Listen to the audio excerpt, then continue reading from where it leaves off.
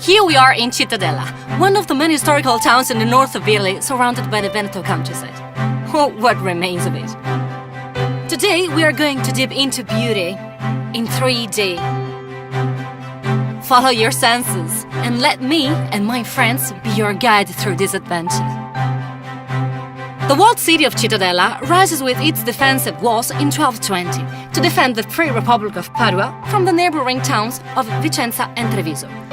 Mainly from Treviso, which in 1195 had built not far from here its own military outpost, the walled town of Castelfranco. Wikipedia.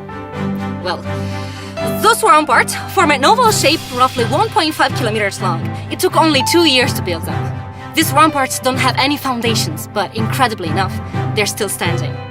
Between one tower and another, there is a string of Guelphic merlons. That is squared. In the background, you can see Porta Vicenza. Here we are at the Bassanese gates. There are only 4 gates around Cittadella, and these ones are the biggest and the strongest, because they had to defend the town against major dangers. And they managed. Thanks to the highest of the 4 towers, 30 meters high, and 5 sets of arched gates defended by portcullises. Together with the big external moat, like any respectful castle, there was also an internal moat for double protection. Basically, this was a fortress inside a fortress. And that's why the captain of the guard used to live here. This is the yard in front of the captain's house.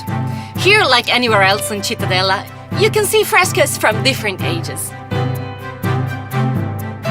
But weren't the merlons squared? True, but they were restored in the 19th century.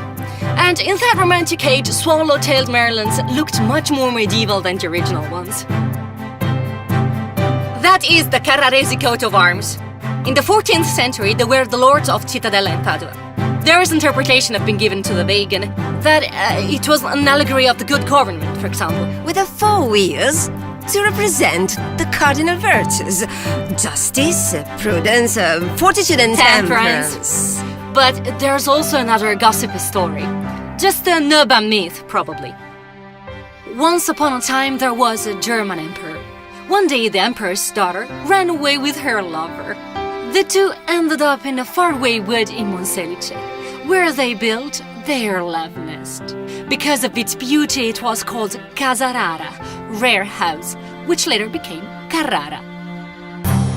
This is the medieval church of the Torresino, and that is the tower commissioned in 1251 by the tyrant Ezzelino da Romano, the Tower of Malta. What does this have to do with the Malta Island now? Nothing at all. Malta was a terrible prison, a horrible place of tortures, and Ezzelino da Romano was an awful oppressor who locked all his enemies in, real and presumed ones, including women and children.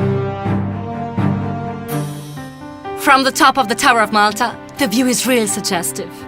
They say that Cittadella, with its walls, is one of the best preserved medieval military fortresses in Europe, and maybe in the world.